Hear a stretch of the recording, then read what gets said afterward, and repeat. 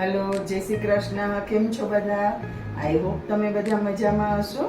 આજે આપણે બનાવીશું મેંદાના કે બટાકાના ઉપયોગ વગર એકદમ નવી, ટેસ્ટી અને હેલ્ધી ડીશ. તો ચાલો આજે આપણે બનાવીએ સૂજીની કચોરી.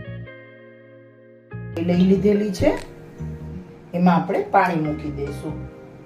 જે માપથી આપણે રવો લઈએ એનાથી 3 ગણું પાણી લેવાનું છે. તો મેં અહીંયા 5 કપ પાણી લઈ લીધેલું છે.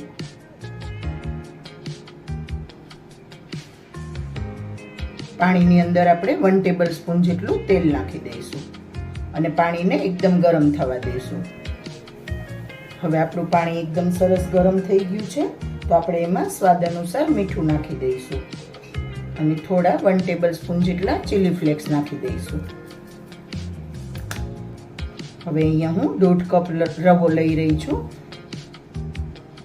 હવે હું બાકીનો અડધો કપ રવો મિક્સ કરી રહી છું ને હવે એને સારી રીતે આપણે ચલાવતા રહીશું. બધું પાણી ઓબ્ઝર્વ થઈ જાય એ રીતે એને ચલાવવાનું છે. તમે જોઈ શકો છો રવામાં એકદમ પાણી ઓબ્ઝર્વ થવા લાગેલું છે.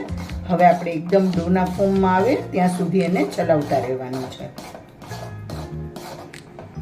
ને કન્ટિન્યુ ચલાવવાનું છે, નહીંતર રવો નીચે બેસી જશે.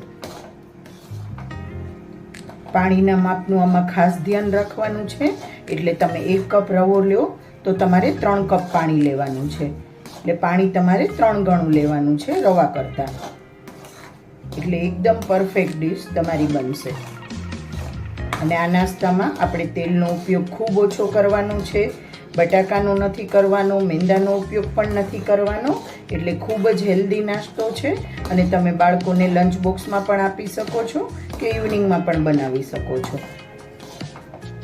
જોઈ શકો છો ધીમે ધીમે આપણો લોટ એકદમ ભેગો થવા લાગેલો છે.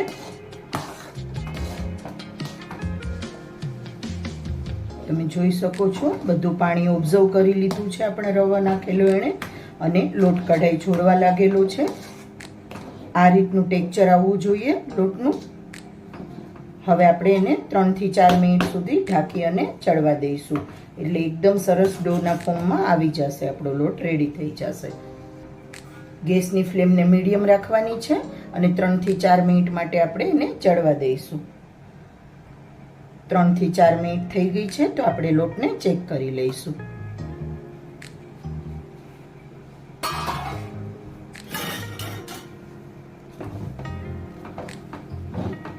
જોઈ શકો છો આ રીતનો આપણો લોટ રેડી થઈ ગયો છે.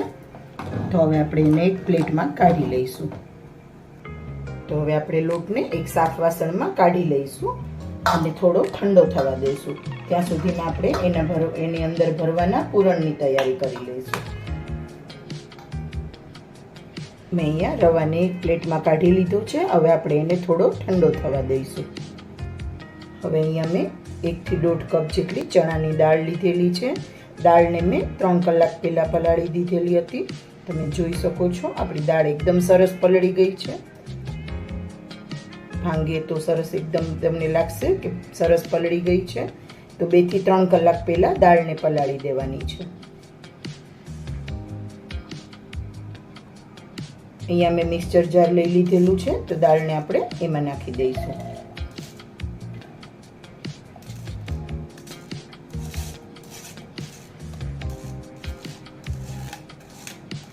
આમાં આપણે પૂરણમાં ચણાની દાળનો જ ઉપયોગ કરવાનો છે, બટાકાનો ઉપયોગ નથી કરવાનો.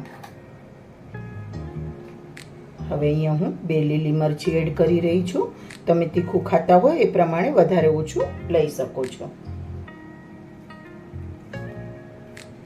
અને 1 આદુનો ટુકડો એડ કરી રહી છું. તમે જો બાળકો માટે બનાવતા હોય તો મરચી સ્કીપ પણ કરી શકો છો. અને વધારે તીખું પસંદ હોય તો તમે વધારે મરચી પણ નાખી શકો છો. હવે આને આપણે એકદમ ફાઇન પેસ્ટ એને ચલાવવાનું છે અને એકદમ દળદરું થાય એ રીતે આપણે પીસવાનું છે. એની ફાઇન પેસ્ટ નથી બનાવવાની. તો ચાલો આને પીસી લઈએ.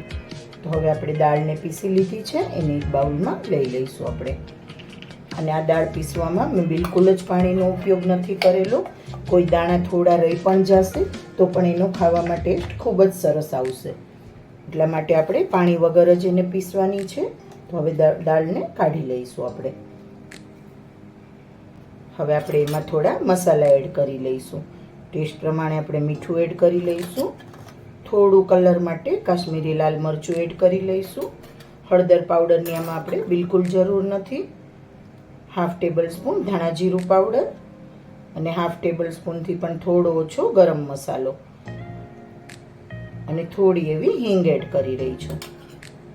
હવે મેં અહીંયા ડુંગળી 3 થી 4 ડુંગળી લીધેલી હતી, નાની હતી એટલા માટે એને એમાં સારી રીતે મિક્સ કરી રહી છું. તમે તમારા ટેસ્ટ પ્રમાણે ડુંગળી ઓછી વધારે લઈ શકો છો.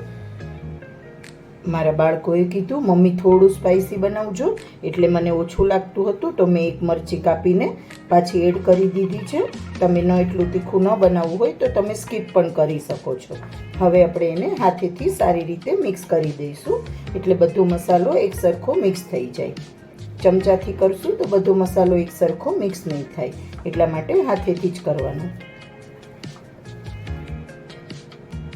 તો હવે અહીંયા આપણું પૂરણ તૈયાર થઈ ગયું છે. તો આપણે એની નાની નાની ગોળી બનાવી લઈશું. આજે આપણે બનાવીએ છીએ એને તમે રવાની કચોરી પણ કહી શકો છો, પણ આપણે એને ફ્રાય નથી કરવાની, તેલમાં ફ્રાય કર્યા વગર જ બનાવીશું. આ રીતની આપણે ગોળીઓ બનાવવાની છે. એકદમ ગોળ જ બનાવી એવું નથી, કેમ કે આપણે એને કચોરીની અંદર જ પૂરણને ભરવાનું છે. એટલે આ રીતે તમે બધી ગોળી બનાવી અને તૈયાર કરી શકો છો. આ રીતે મેં લાડુ શેપમાં બધા જ મગની દાળના જે આપણે લોવા બનાવેલા એ તૈયાર કરી લીધા છે. તો હવે આપણો લોટ પણ ઠંડો થઈ ગયો હશે, આને સાઈડમાં રાખી દઈશું આપણે. અને હવે આપણે લોટને સારી રીતે થોડું એવું તેલ નાખીએ. વધારે તેલ નથી નાખવાનું આપણે. મેં ફક્ત 1/2 ટેબલ સ્પૂન જેટલું તેલ નાખેલું છે અને લોટને હાથથી સારી રીતે આપણે મિક્સ કરી લઈશું.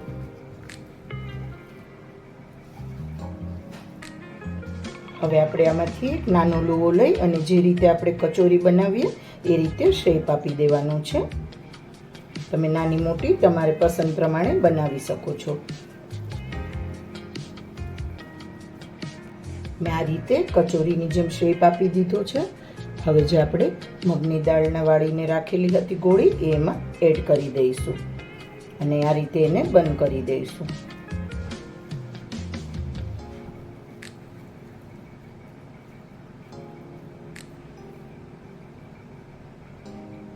આ જ રીતે આપણે બધી જ કચોરી તૈયાર કરી લઈશું. આ રીતે કચોરીનો શેપ આપી અને એની વચ્ચે આપણે પૂરણ મૂકી દેવાનું છે અને એને સારી રીતે બંધ કરી દેવાની છે. આપણે એક સ્ટેન્ડ હવે અહીંયા મેં પાણી ગરમ મૂકી દીધું છે, એમાં આપણે સ્ટેન્ડ રાખી દઈશું, કેમ કે આપણે કચોરીને સ્ટીમ કરવાની છે. કાણાવાળું કોઈ પણ વાસણ તમે જ્યાંમાં તમારા સ્ટીમરમાં ફિટ આવે એ રીતનું લઈ શકો છો. એને પણ આપણે તેલથી સારી રીતે ગ્રીસ કરી દેવાનું છે, એટલે આપણી કચોરી એમાં બિલકુલ જ ચીપકે નહીં. તો આ રીતે મેં એને ગરમ પાણીના સ્ટેન્ડ રાખેલું છે, એની ઉપર રાખી દીધી છે. હવે જે આપણે કચોરી બનાવીને રાખી છે એને પણ એમાં રાખી દઈશું. એકવારમાં તમારું વાસણ જે રીતનું હોય મોટું નાનું એ રીતે એકવારમાં જેટલી આવે એ રીતની કચોરી તમારે મૂકવાની છે. મારે આમાં એકવારમાં 4 કચોરી જ આવશે, તો હું 4 કચોરી મૂકી રહી છું સ્ટીમ કરવા માટે. અને સોરી ફ્રેન્ડ્સ, હું આગળ વિડીયોમાં 2 વખત મગની દાળ બોલી હતી. મેં આમાં મગની દાળનો બિલકુલ જ યુઝ નથી કરેલો, ચણાની દાળ જ યુઝ કરેલી છે. હવે 10 થી 12 મિનિટ માટે આપણે એને સારી રીતે કચોરીને સ્ટીમ થવા દેવાની છે. તમે જોઈ શકો છો આપણી કચોરી એકદમ સરસ સ્ટીમ થઈ ગઈ છે. હું તમને હમણાં ટૂથપીક નાખીને પણ બતાવું ચેક કરીને. આપણી ટૂથપીક એકદમ ક્લીન બહાર નીકળી છે, એટલે આપણી કચોરી સરસ રીતે સ્ટીમ થઈ રહી છે. હવે અહીંયા આપણે એક નોનસ્ટિક તવી લઈ લેવાની છે, એના પર 1/2 ટેબલ સ્પૂન જેટલું ઓઇલ લગાવી દેવાનું છે અને એને સારી રીતે આખી તવી પર આ રીતે ગ્રીસ કરી દેવાની છે તવીને. એટલે આપણે આમાં બિલકુલ જ વધારે તેલ નથી યુઝ કરવાનું. ખૂબ જ ઓછા તેલમાં આપણી આ ડીશ બની અને રેડી થઈ જાય છે. તમે જોઈ શકો છો મેં અહીંયા 4 કચોરી પહેલાં જે સ્ટીમ કરીને રાખેલી છે એને હવે હું અહીંયા થોડી માટે ગોલ્ડન બ્રાઉન થાય એ રીતે શેકી લઈશ. ખૂબ ઓછા તેલના ઉપયોગમાં તમે ખૂબ સરસ હેલ્ધી અને ટેસ્ટી ડીશ બનાવીને રેડી કરી શકો છો. કચોરીને જ્યારે આપણે આ રીતે નોનસ્ટિક તવી પર રાખીએ ત્યારે ગેસની ફ્લેમને હું મીડિયમ કરવાનું ભૂલી ગઈ હતી. મીડિયમ ટુ સ્લો રાખવાની છે. મારી ગેસની ફ્લેમ એકદમ ફાસ્ટ રહી ગયેલી હતી, એટલા માટે બ્રાઉનને બદલે થોડો ડાર્ક બ્રાઉન કલર આવી ગયો છે. પણ આપણે એને ડાર્ક બ્રાઉન કલર નથી કરવાનો, થોડો લાઇટ બ્રાઉન કલર આવે, ગોલ્ડન બ્રાઉન. એ રીતે રેસીપી ગમી હોય તો લાઇક, શેર